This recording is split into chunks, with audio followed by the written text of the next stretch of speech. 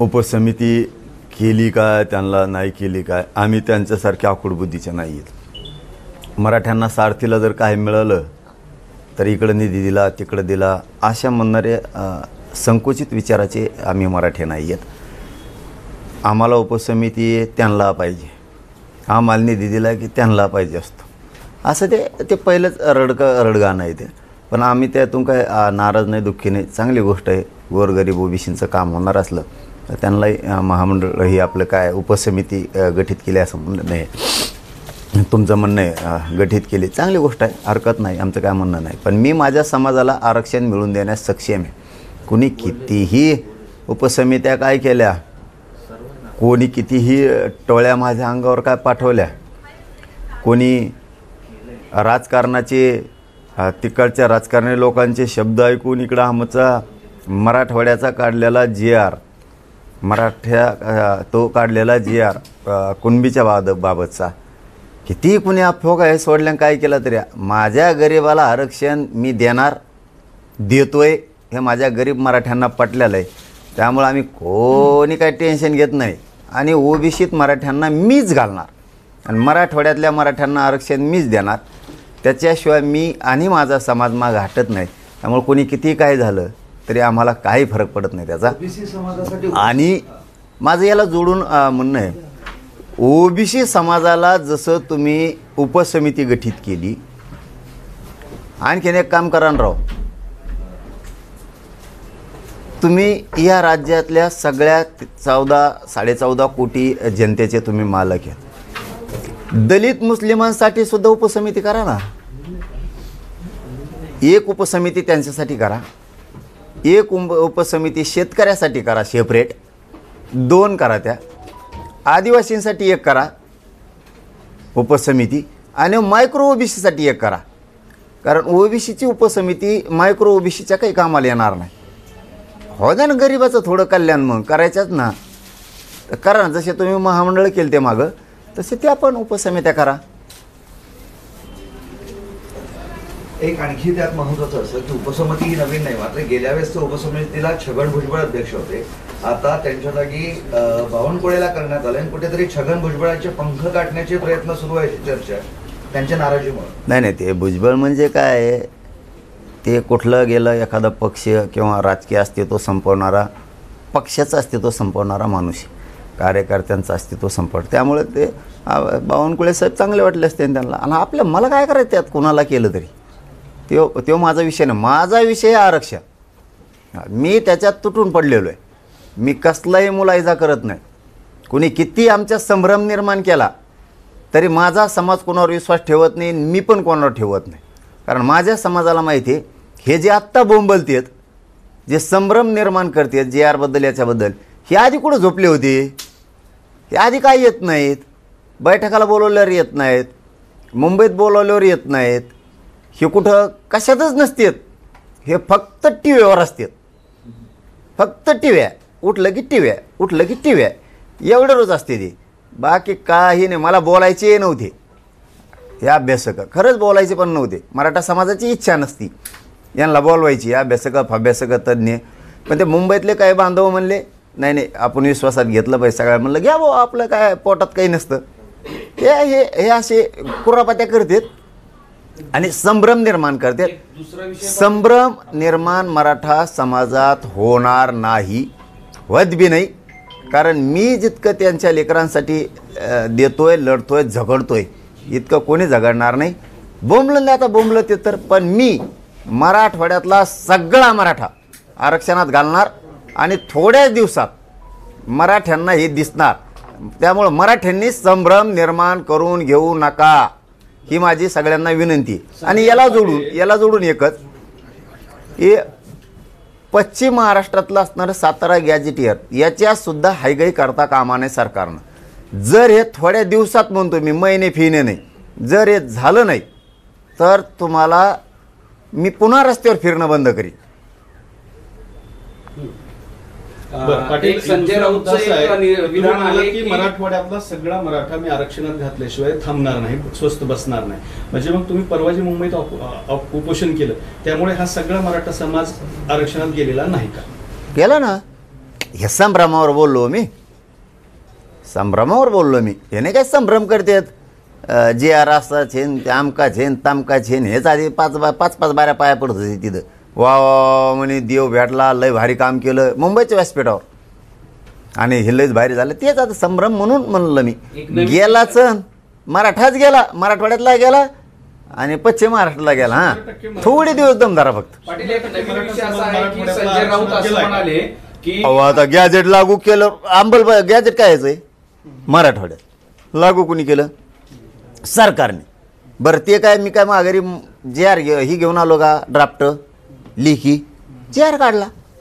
आता त्याची प्रक्रिया सुरू होईल. दाना दाना दाना अंमलबजावणी झाली की उदाहरण सांगू तुम्हाला कळण्यापेक्षा माया मराठ्याला काय असतं, जमीन आहे पण नावावर नाही, गॅजेट हे पण नावावर नाही. एक आडी ओळ सुद्धा नव्हती रेकॉर्डला गॅजेटियरची, आडी ओळ सुद्धा. पश्चिम महाराष्ट्राला गॅजेटबद्दल सुद्धा बोलतो, सातारा संस्थांच्या सुद्धा काही माहीत नव्हतं कोणाला. गॅजेटियर आम्ही ते करून आणलं हैदराबादचं, आडी ओळ नव्हती. आज मराठवाड्यात असं झालं, आता रजिस्ट्री झाली, फेर होणारच. पहिली आडी ओळ पण नव्हती, गॅजेटियर लागू केलं, रजिस्ट्री झाली, म्हणजे JR निघाला, अंमलबजावणी राहिली. दाना होईल ना प्रोसिजर सुरू. पण देणार मी आहे ना, चुकलं तर लढण ना पुन्हा. ते संभ्रम फक्त ठेवू नका. पाटील, आंदोलनाच्या संदर्भात बोलताना संजय राऊत असं म्हणाले की आंदोलनाचा मुख्य उद्देश आरक्षण नव्हताच, तर फडणवीस यांना घेरणं हा होता. म्हणजे शिंदेनी तुमच्या खांद्यावर बंदूक ठेवून, म्हणजे उपमुख्यमंत्री शिंदेनी तुमच्या खांद्यावर बंदूक ठेवून हे सगळं केलंय, आंदोलन घडवून आणलंय, असं त्यांचं म्हणणं आहे. हे ते शिंदे साहेब बिचारा माणूस तसं कधीच करू शकत नाही. आणि राऊत साहेबांनाही माहीत असेल, ते म्हणले असते त्यांचे राजकीय काही टोले असते. कारण काय, राऊत साहेब बी चांगले नाहीत असं म्हणत नाही मी, परंतु ते असं खरं असल्याने मी लगेच खरं म्हणलं असतो. आणि आम्हाला आरक्षण नव्हतं पाहिजे. आणि काय म्हणले पुढं, सर आरक्षण नव्हतं पाहिजे, मुंबईत काय करायचं होतं, फडणवीसांना घ्यायचं. हां, फक्त फडणवीसला घ्यायलाच होतं. आम्ही मग आता मुंबईत आम्हाला काय म्हणले होते, पाय ठेवून देणार नाही, उभा राहून देणार नाही. मराठी कशी मुंबईत येतो बघू, एक दिवसाच परवानगी. मग त्या राग आम्हाला जर तसं करायचं असलं, फडणवीसला ते धुतलं असतं ते जाऊन वर्षा बांगल्यावर. अर्थ असा होतो की तुम्ही शिंदे यांचे आंदोलक हस्तक आहात, असा थेट आरोप होता. मी काय म्हणलो तुम्हाला, मी मराठ्याचाच फक्त थोडक्यात मी नोकरी, मराठ्याचंच पोरग आहे मी. ना त्या राष्ट्रवादी दोन्हीला, ना दोन्ही काँग्रेसाला, ना दोन्ही शिवसेनेला, ना दोन्ही भाजपला मी कोणालाच काही मुजीत नाही कवाच. आपलं आहे ते रोखोक. माझा समाज माझ्या पाठीशी आहे आणि मी समाजाबरोबर आहे आणि मी रिझल्ट देतो समाजाला. ह्यावेळेस शब्द दिलता, मुंबईत जाणार, गेलो. मी जर मुंबईत गेलो नसतो तर माझ्या एकट्यामुळं स्वाभिमान दुखला असता, जातीचा खाली बघावं लागलं असतं माझ्यामुळं. दुसरं हे सांगितलं होतं, यावेळेस JRच आणणार, JRच आणला. मी हळूहळू करतोय ते. शिंदेचं ऐकून किंवा एकनाथ शिंदे साहेबाचं ऐकून किंवा कोणाचं ऐकून करायचं असतं तर मग आम्हाला आरक्षण नव्हतं पाहिजे आणि फडणवीसला घेरायचं होतं तर गेल्याच वर्षावर सुरू केलं असतं जाऊन. त्याला काय आरक्षण गेलं खड्ड्यात म्हणलं असतं. मला आरक्षणच पाहिजे. मी हे 2 वर्ष झालं सिद्ध करून दिलंय. मला राजकारण नाही पाहिजे. संजय राऊत तुमच्या एका अर्थाने बदनाम करतात असा अर्थ होतो. नाही, आता ते कोणत्या उद्देशाने म्हणले, मला म्हणले की त्यांना काय टोल आणला, मी बाईटच नाही बघितली. परत व्हायचं तिसरं. शिंदेना आणलाय पण शेवटी तुमच्या खांद्यावर ठेवून असं ते म्हणताय. माझ्या खांद्यावर बंदूक ठेवायची टप्पर नाही कोणाची, कोणाची मी लावित असतो गोडे. मग राऊतांनी अजून गंभीर आरोप केला, ते म्हणते जरांगी समाधानी परतले, याचा अर्थ वाटाघाटी यशस्वी झाल्या असाव्यात. मग आता JR निघाला ना, JR निघाला ना, तिथं का झोपून राहून दंगली करायचं होत्या काय? हे बोलणारे प्राणी मग तुम्हीच लावले काय? हे 2-4 म्हणजे 10 एकर जमीन एखादीची, त्याने ती नांगरली. नांगरताना दूषित विचाराचा तिथं माणूस होता. तो म्हणला मस्त नांगरली, तो आता नीट केली, पण बांध बी फोडू ना, म्हणजे का दंगली लावायच्या होत्या काय? JR माझ्या जातीला जे पाहिजे, मराठवाड्यातल्या गॅजेटियर लागू करणे त्याचा JR, सातारा संस्थांचा JR हे घेतलं ना. याच्यापेक्षा काय घेते? पण त्यांच्या वाटाघाटीचा अर्थ वेगळा होता. काय वाटाघाटीचा अर्थ वेगळा होता. सांगा मग जे काय असेल ते. काय सांगा ना मग. म्हणजे जे काही त्यांचा अर्थ वेगळा आहे म्हणजे मग वाटाघाटी- त्यांना विचारल्यावर सांगा तुम्ही, त्यांना तुमचे त्यांचं पत्रकार. वाक्य असं आहे, नाहीतर ते असं म्हणाले असते ना की त्यांना जी मागणी होती त्यांना न्याय मिळाला असे शब्द वापरले असते किंवा जी आणि मग काल नाही म्हणले का? शब्द म्हणण्यामागचा काल उद्देश काल नाही म्हणले का मनोज जरांगे पाटील समाधानी आहेत, आम्ही समाधानी आहेत सगळे, आणि सगळा मराठा समाज समाधानी, काल नाही म्हणले का राऊत साहेब? पाटील, या आंदोलनाच्या यशानंतर विरोधी पक्षातल्या सगळ्या नेत्यांना चिंता वाटू लागले म्हणून आता हळूहळू असं बोलायला लागलेत का? कारण त्यांना आता राजकारणामध्ये काही विषय राहिले नाहीत किंवा जो मराठा त्यांच्या मागे येईल असं अपेक्षित होतं आंदोलनाच्या माध्यमातून, सरकार विरोधी जाईल असं वाटत होतं, पण ते आता सरकार बरोबर नाही. हा बघ दादा, मी कोणाला वाटतं किंवा कोणाच्या म्हणणं याच्यावर आंदोलन करत नाही, म्हणून तर माझ्या समाजाने मला ओळखलं. मला आरक्षणच पाहिजे, नाही दिल्यावर मी तशी भाषा बोलतो समोरच्याला. हां, विरोधी असो किंवा सत्ताधारी असो, नाही दिल्यावर मला मिळाल्यावर माझ्या समाजाला एकदा आरक्षण मागितलेलं दिलं, आम्ही काय म्हणत नाहीत मग पुन्हा.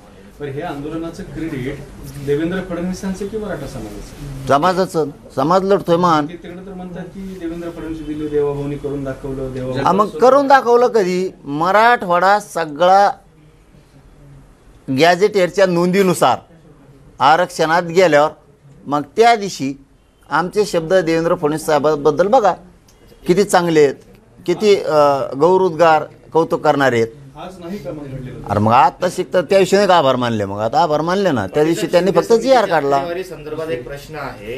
2023 पासून आजपर्यंत शिंदे समितीने 2,21,00,000 डॉक्युमेंट पाहिलेले आहेत. त्यात 47,000 कुणबी नोंदी मिळालेल्या आहेत आणि त्याचबरोबर त्या नोंदींच्या आधारे 2,38,000 कुणबी सर्टिफिकेट काढलेले आहेत आणि त्यातील फक्त 8,000 सर्टिफिकेटची व्हॅलिडिटी आजपर्यंत झालेली आहे आणि उर्वरित 7,000 गावात जे आहे तर नोंदी देखील अजून सापडले नाही. त्यामुळं यावरती एक प्रश्नचिन्ह उपस्थित केला जातोय. नक्की फायदा याचा कुणाला होतो असं देखील एक प्रश्न होता. तोच प्रश्न होता. तुम्ही जे 58 लाख नोंदी सतत मिळाल्या सांगताय, मुळात मराठवाड्यात फक्त 47,000 नोंदी सापडल्या, बाकी पश्चिम महाराष्ट्र आणि इतर ठिकाणी. मी मराठवाड्याबद्दल बोललोच नव्हतो ना, महाराष्ट्राच्याच 58 लाख म्हणतोय ना, कारण तिचं कार्यक्षेत्र महाराष्ट्र आहे. पण त्यातल्या बऱ्याच नोंदी जुन्या आहेत पाटील. नाही, एक पण नाही. सरसकट नोंदी घेतल्या नाही, एक पण नाही. ते आम्ही विचारलं त्यांना, फक्त एक पण नाही. सर्टिफिकेटची व्हॅलिडिटी झालेली आहे. 2,38,000 कुणबी सर्टिफिकेट. मग आता आम्ही रोज काय सांगतो शिरसाट साहेबाला, काल बी त्या उपसमितीचे अध्यक्ष विखे पाटील साहेबाला आम्ही कालच सांगितलं की बाबा रे, ते रोखल्यात आमच्या मुद्दाम, पैसे दिले की लगेच व्हॅलिडिटी देतात. म्हणून तर त्या दिवशी शिरसाट साहेबांनी सांगितलं की मी इथून पुढे अधिकाऱ्याला नीट सांगत होता, नाही तर यांना निलंबितच करतो म्हणे व्हॅलिडिटी जर देणार नसली तर. तशी अशी ती प्रक्रिया आहे.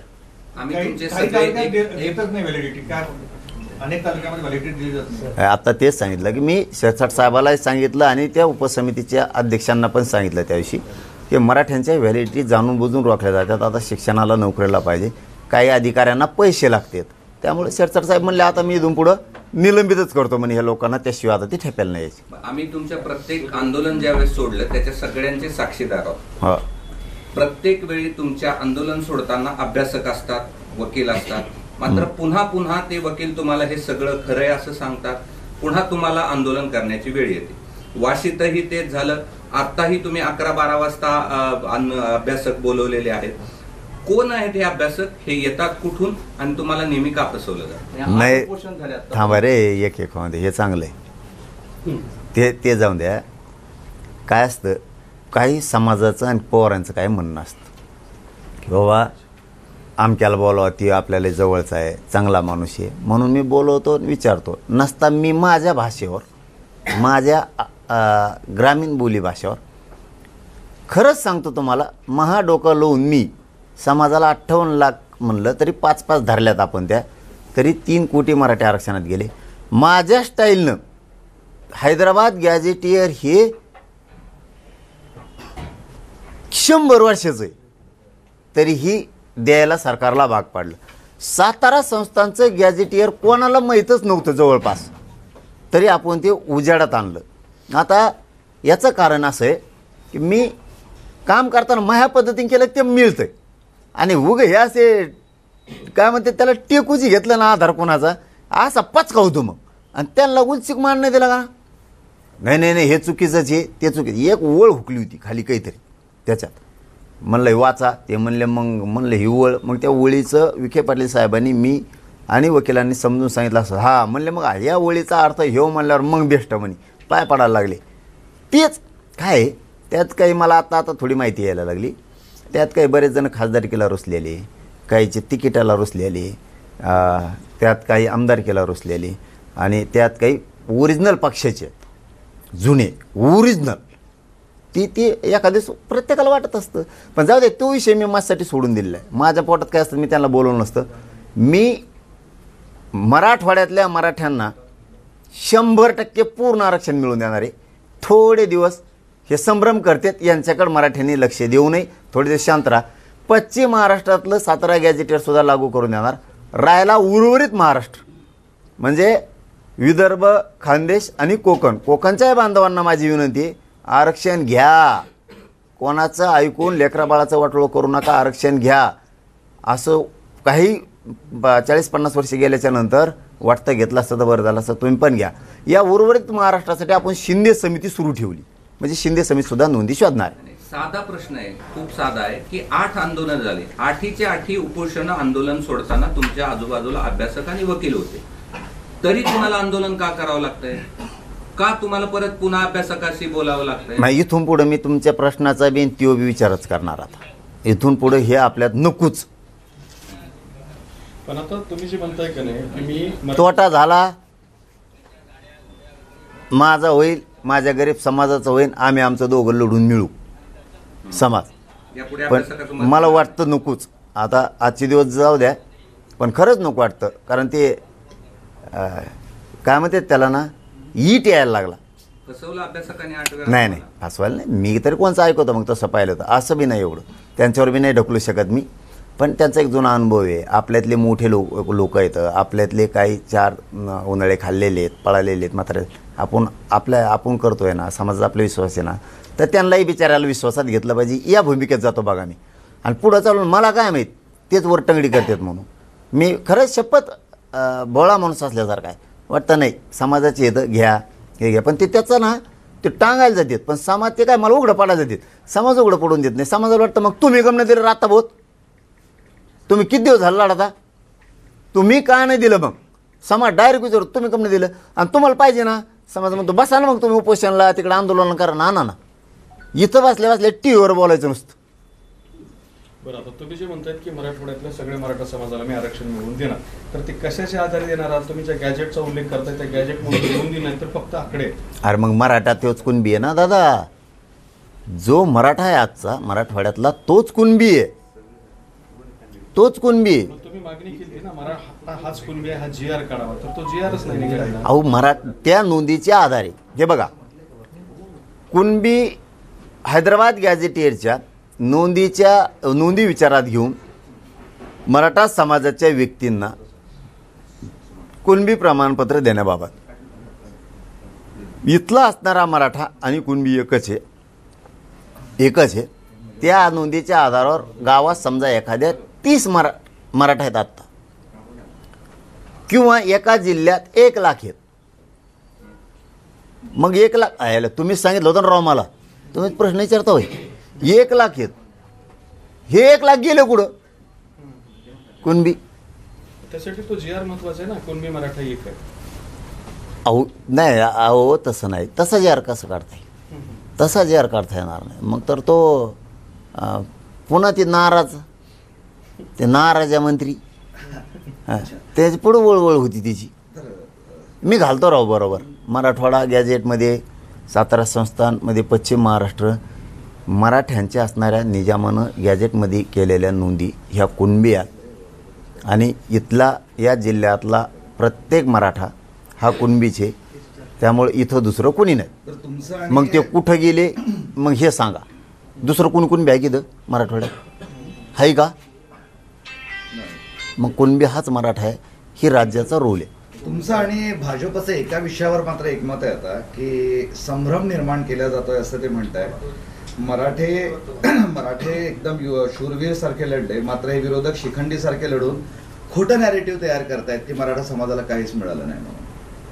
कोण म्हणलं? भाजपचं म्हणणं आहे. नाही मत तुमचं त्यांचं या विषयावर. माझं म्हणणं असं आहे की आमच्या लोकांबद्दल पण उगाच काही बोलून लोकात संभ्रम निर्माण करू नका. याच्यातले आड देतं त्यांना कुणबी प्रमाणपत्रच घ्यायचे नाही आहेत, असे आहेत, त्यांना पाहिजेच नाही आहेत. आणि मग मराठ्याला नाही मिळालं असे विचाराचे पण आहेत. माझं म्हणणं आहे तुम्ही कशाला बोलून तुमचं उगाच समाजातलं प्रतिष्ठा कमी करून घेता? काय गरज काय पडली तुम्हाला? त्याच्यापेक्षा बोलूच नका ना. आणि काही चुकलं प्रत्येक वेळेस दुरुस्त मीच केलं ना, तुम्ही नाही केलं. प्रत्येक वेळेस उपोषणाला मी बसलो. शिंदे समिती बरखास्त केली, उपोषणाला बसून सुरू केली, नोंदी रोखल्या, पुन्हा सुरू करायला लावल्या, व्हॅलिडिटी मी द्यायला लावल्या लोकांना. पोराला MPSCची अडचण आली 536 पोरांना, ते प्रयत्न करून ती जागा त्यांना जागेवर मिळू दिल्या. मुलीच्या मोफत शिक्षणाचा मध्ये फीजचा विषय आला, त्यावेळेस सुद्धा मीच ती अडचण सोडली. मध्ये सारथीला काही निधी कमी पडत होता, तो पण टाकायला लावला. तिथं आता ते पहिले MD रिटायर झाले होते, पुन्हा दुसरे द्यायला लावले. कुठं नाही तर मग मीच करतो ना. तुमची कम दुःख होती उगच. आता काही चुकलंच तर मी विखे पाटील साहेबाकडून शब्द घेतलेला आहे. याच्यात जर एखादा शब्द चुकला आणि जर लोकांना वाटलं तर तुम्हाला सुधारित JR काढावं लागेल ना, तर त्यांनी सांगितलं हो बाबा सुधारित JR काढू. आणखी काय पाहिजे तुम्हाला? चुकलं तर काढायला लावतो ना. अभ्यासक असं म्हणतात की कोर्टाने जेव्हा आदेश काढला होता त्या आदेशानंतर मनोज जरांगे पाटलांकडे कुठलाही पर्याय राहिला नव्हता, त्यामुळे त्यांना शासन आदेश घेऊन यावं लागलं, ही त्यांची मजबुरी होती असं. त्या अभ्यासक मला माहिती आहे कोणचा आहे, त्याच्याकडेच होते काल तुम्ही. एकनाथ शिंदेचे मिलिंद देवरा यांनी देवेंद्र फडणवीस यांना एक पत्र लिहिलं आहे. आणि हे सगळे जे आंदोलन झालंय, हे जे मुंबईत आंदोलन झालंय, त्यामुळे मुंबईत ठप्प पडली होती. त्यामुळे अशा आंदोलनाची एक नियमावली घालून द्यावं, जेणेकरून काय म्हणले मिलिंद देवरा सेनेचे नेते आहेत, त्यांनी फडणवीस यांना एक पत्र लिहिलंय आणि त्यात असं त्यांनी म्हटलंय की ह्या सगळ्या आंदोलनामुळे मुंबईत ठप्प पडली होती, त्यामुळे अशी काही आंदोलन होत असेल तर एक नियमावली घालून द्यावा, कारण भारतातील प्रत्येक लोकाला निषेध करण्याचा अधिकार आहे. त्याला म्हणा चुप आहे. इतके शांततेत येणारी पहिली जात अस. हो, कुणाची काडी उचलले नाही, कुणाचे भजे उचलले नाही, कुणाचं काय केलं नाही. उलट सगळ्याला पाणी पाजित होती, भाकरी खाऊ घालत होती आमच्या. अशी वापस येणारी शांततेत जात नाही. ही जात लई खारी आहे, लई विषारी आहे तराला लागल्यावर. पण अशी होणे नाही, पुन्हा असली जात होणे नाही. एका हाक्यावर कोटीत येते, एका हाक्यावर जशाल तसं माघार येतात. तोटा जरी झाला तरी येतात आणि फायदा झाला तरी पण येतात, कारण त्यांना एक कळून चुकलं आहे. मनोज जरांगे पाटील जवळ मॅनेज होत नाही, प्रामाणिक आहेत, तवर आपल्या लेकरा बाळाला धक्का नाही. मग 1 महिना लेट होऊ द्या. पाटील भुजबळ GRचा विरोध करतायत, याचा दाखला देत तुम्ही मराठा समाजातले जे टीकाकार सध्या तुमच्यावर टीका करतायत किंवा हा GRच नाही, ती केवळ कागद आहे किंवा इतर काही विषय आहेत, सरकारनं फसवणूक केली आहे, तर ती तुम्ही त्यांच्यावर टीका का करताय असा एक प्रश्न उपस्थित होतोय. मी कुठे टीका केली? म्हणजे याचा अर्थ असा आहे की तुमचा मराठ्यांवर विश्वास नाही का? जे टीकाकार मराठा आहेत ना, असल्या मराठ्यावर विश्वास असतो काय? टीका करणारे जातीवर यांच्यावर कसा विश्वास ठेवायचा? नाही, भुजबळ हे टीका करतायत म्हणून या GRचं तुम्ही म्हणजे ही GR किती पक्का आहे असं सांगताय, दाखला देताय. भुजबळ विरोध करताय GRचा म्हणून, तर दुसरीकडे तुम्ही मराठा अविश्वास दाखवण्यासारखं होते. आणि मग अविश्वास ते दाखवी देत का? अविश्वास त्या लायकीच आहेत काही? आले का एखाद बार तिकडे अंतरवालीत आले तरी आम्ही बोलत नाहीत. तुमचे अंडे पिंटले माहिती आहेत आम्हाला, तरी बोलतो का आम्ही? असं नसतं. गरिबाच्या लेकराचं कल्याण होत असताना असं नसतं, इतकं मिठीच धरायचं नसतं. आणि मी कडे काय बोललोय समजून सांगतोय, तुम्ही बोलू नका. बोलले तर येऊन सांगा ना, मी सुधारित JR द्यायला लावतो म्हणतो ना. म्हणलो का नाही काल तुमच्यावर चाल सांगा, तरी दिवसभर भुनभुन करायची काय गरज आहे? काय गरज आहे? तुम्ही येऊन सांगा. तुम्हाला यायचं नाही ना, कोणाजवळ तरी सांगा. त्यांचा दावा असा आहे की GR खरा हे सांगण्यासाठी जाऊ दे त्यांचं नका प्लीज, दुसरं घ्या. का घेतला भुजबळचा आधार कधी घातला? भुजबळाचा आधार कधी घातला? मग तुम्ही विरोध करतोय ह्या GR चा, ह्याचा अर्थ हा GR खरा आहे असं तुम्ही काल बोलले. अरे बा मग काल होतं ते, आज थोडंच म्हणलोय. कालच झालं. पाटील दुसरीकडे बरं ते भुजबळ आता फारसा तीव्र थांबा नाही यार, ह्याला कंटिन्यू होईल. भुजबळ आता फारसा तीव्र असं काहीतरी संताप व्यक्त करणं किंवा आक्रमक होणं हे जर कमी झाले, ते फक्त नाराजी दाखवत आहेत या सगळ्या कालपासूनच्या प्रक्रियेमध्ये. तुम्हाला खरं एक कारण सांगू का माझ भाऊ, मराठवाड्यातले मराठी गेले आरक्षण, यांना आता काही कर नाही. फडणवीस साहेबांकडून जर विश्वासघात आता मराठ्याचा झाला, सातारा संस्थान बी जर लागू नाही झालं, त्या दोन विभागातला त्यांचा विषयच पुढचा संपला. म्हणून तेच विश्वासघात होऊ देणार नाहीत आता. कारण त्यांचं एक स्टेटमेंट मी ऐकलं रात्री, आम्ही पूर्ण अभ्यास करून सगळ्या कसोटीवर टिकन आणि मराठवाड्यातल्या गॅजेटियरच्या बद्दलचं सगळ्या नोंदीसह ते लागू होईल. म्हणून आम्हाला काय वाटतं, ह्यावेळेस विखे पाटील साहेब असतील आणि फडणवीस साहेब असतील, हे आता तो डाव खाली जाऊन देणार नाही. पाटील, भुजबळ हे यापूर्वी तुमच्यावर आक्रमकपणे बोलायचे, तीव्र विरोध करायचे या सगळ्या प्रक्रियेचा. यावेळेस ती तीव्र विरोध करताना आक्रमकपणे तुमच्यावर बोलताना दिसत नाही, तर ते नाराज होताना दिसत आहेत. त्याची जी रिलीज मी काय बोला ते बोललं की त्याला वाटायचं ती केव्हापासून हुशार झाला, 58 लाख नोंदीचा अहवाल गेल्यावर, आधी नाही. आणि आता त्याला ह्यावरून वाटतच नव्हतं. तेवढं म्हणलं शॉकिंग आहे, तुम्ही ऐकलंच नाही. ते कुठे गेले प्रश्न विचारणारे, ते म्हणलं हे शॉकिंग आहे, असं गेलं त्यांनी नाकाला लई तेव्हा त्याच्यात मग खाली आणतो. ते म्हणे हे शॉकिंग आहे, कारण त्याला मेळ तेव्हा वाटलं होतं मला विचारावं, हे करा. तुला विचारलं का, तू मालक आहे का महाराष्ट्राचा, भारतात तुला काय विचारायचं, याला काही विचारावं लागतो. शॉकिंग आहे म्हणे, मराठ्याचा GR निघाला हे त्यातलं स्वप्न तर वाटलं नव्हतं, असं त्याचं म्हणणं असत. पण आम्ही काढणार ना, कारण सरकार तो एकटेच नाही ना, या जनतेचं सुद्धा आहे ना. म्हणजे आता भुजबळांची संधी संपली असं म्हणायचंय, तुम्ही जिंकलेत म्हणून आता भुजबळ नाही. मी तसले शब्द नाही वापरे, जिंकलो किंवा कोण हरलं. माया वाटा गेलं की मी कडी लावतो आणि मी माझ्या समाजाला मिळून देतोय. कोणाला काय अडवायचं ते येऊन दे, उभं येऊन दे, कसं यायचं तसं येऊन दे, मी खंबीर आहे. जरी एखाद्या अर्धी चूक झाली, समाजाची होत असती, माझी होत असती, अभ्यासकाची होत असती, नेत्याची होत असती, 4 पावलं मागं पुढं सरकून, अरे मराठा 1-2 वर्षात पुरा आरक्षणात घालीत आणलाय. 2 वर्षात 45 वर्षात झालं नाही. नुसते मोर्चे, नुसते रास्ता रोकोन आंदोलन होते, एक टप्प्यात जीव जाळून जाळून जाळून. आज तुम्हाला माहिती आहे सगळ्या पत्रकारांना, ते बी मग कृष्णभाऊ म्हणले, माझं आत्तासुद्धा माझ्या पोटात आग होती. हे पहिलं उपोषण असेल माझं, कधीच उपोषणात आग होत नाही, पण आगच थांबत नाही. इतका झुंजतो मी हे लेकरासाठी. मुंबई हायकोर्टाने असं म्हटलेलं आहे की मुंबईमध्ये जे आंदोलन झालं त्याची नुकसान भरपाई कोण देणार, काय नुकसान झालं बाबा. आणि त्यांच्या कोर्टासमोर काही नुकसानीचे फोटो दाखवण्यात आले आणि त्यावर कोर्टानं देखील म्हटलंय की हे सगळं पाहून नुकसान झाल्याचं स्पष्ट दिसतंय आणि तुम्हाला 4 दिवसामध्ये या सगळ्या 4 आठवड्यामध्ये यावर उत्तर देण्यासाठीचं कोर्टाने सांगितलंय. आता काय नुकसान झालं, आमचंच फेस फावडा होती तर खायला नव्हतं, पाणी नव्हतं, आमचंच नुकसान झालं. उलट मान्य न्यायदेवतांनी सांगायला पाहिजे सरकारला, त्यांचं नुकसान झालं 5-7 दिवस. आमचे 2-4 माणसं गेले, आमचे वारले, बलिदानं गेले, त्याविषयी न्यायदेवतेनं बोलायला पाहिजे. पण तो काय विषय असं मला नाही माहीत. आमचे वकील बांधव जातील, न्यायदेवतेसमोर उभा राहतील. धन्यवाद.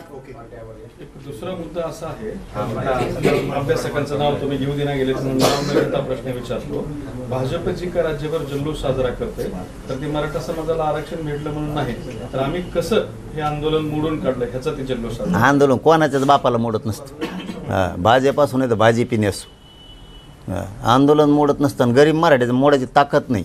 आणि त्यांना ह्यावरून कळून चुकलं भाऊ. आता त्यांना वाटलं होतं ईद असं कमवून निवडणुका झाल्या असं काय तसं काय. जेव्हा मराठी मुंबईत घुसले ना, मराठा मला कवाच सोडू शकत नाही ह्या शब्दावर ठाम राहा, आणि मी बी मराठ्याला कवाच सोडू शकत नाही. बघ वाटलं असतं ना, तुम्ही आता लयच खोचूक प्रश्न विचारला म्हणून, वाटलं असतंच ना तर मागच माझे लेकरं बाळ मोठे केले असते. मी नाही केले, समाजाचे लेकरं बाळ मोठे केले. वाटलं असतं तर काही पण करू शकलो असतो, पण नाही. त्यामुळं 4 दिवस लेट होईल, 8 दिवस 15 दिवस लेट होईल. 70 वर्ष आम्हाला काही नव्हतं, पण हटलो नाही. जवळ मी प्रामाणिक आहे ना, तोवर मग समाज कुठं जात नाही. मी जोवर मॅनेज होत नाही तेव्हा समाज कुठं जात नाही. आणि आम्हाला दोघाला कुणीच नाही फोडू शकत. तुम्हाला बघायची की माझ्या मग उद्या हाक मारले तरी मराठी परत करोडत निघले पाहिजे मग. कारण आम्ही इमानदारीनं करतो दोघं बी, समाज पण आणि मी पण. कोणासाठी करतो? आम्ही आमच्यासाठी करतो. कोणत्या पक्षासाठी नेत्यासाठी नाही करत आम्ही. आमच्यासाठी आम्ही करतो. आमचेच पैसे, आमचेच लेकरबाळ, आमचा समाज, लढणारे आम्हीच इमानदार. कारण सगळं आमचं इमानदारीत चालू आहे. त्याच्यामुळे आम्ही बाकीच्यांचा विचार नाही करत. त्यामुळं आता ते स्वप्न ते नाही बघू शकत. संपले नामक्यान तमक्यान तसं जर झालं ना, आता जर डोकं लावलं ना त्यांनी, जर का ह्या 15 दिवसात महिन्यात हैदराबादचं मराठवाड्याचं पुरं गॅझेटियर आणि सातारा संघ नाही लागलं ना, धुराळाच पुढच्या निवडणुकीत यांचं. थोडक्यात अजून आंदोलन संपलेलं का वास संपणार नाही. थोडक्यात म्हणजे काय? थोडक्यात फाडक्यात नाही. पुरा महाराष्ट्र मी बरोबर थांबून थांबून थांबून ओबीसी आरक्षणात घालणार. बघा घालतो का नाही. आंदोलन थांबलेलं नाहीये. आंदोलन म्हणजे अजून आरक्षण मिळालं तर नाही, हे सुरूच राहणार. अरे मिळालं तरी सुरू राहणार आहे. कोकण राहिला. महाराष्ट्रासाठी भांडतोय ना मी. फक्त मी माझ्या डोक्यानं चाललो. एक एक घास खाल्ल्यावर जरा पचत. लय मोठा खोंगा खाऊ घातल्यावर समाजाला पचत नसतं पोटात. आपण खायचं कसं काय करायचं. प्रश्न आहेत ना, तुम्ही ओबीसीचे नेते म्हणून तुमची घोषणा देताय. आता ओबीसी का नेता कैसा हो, मनोज दादा जैसा हो, अशा घोषणा देऊ लागलेत लोक. नाही हो, काही ना काढू. चला धन्यवाद. ओबीसीची प्रश्न मांडण्यासाठी गरीब माणूस आहे आपण, गरीब माणूस आहे. आणि मी आंदोलक आहे, मराठा आंदोलक आहे. नेता सुद्धा लावित नाही पुढं. धन्यवाद सगळ्या पत्रकार बांधवांचे.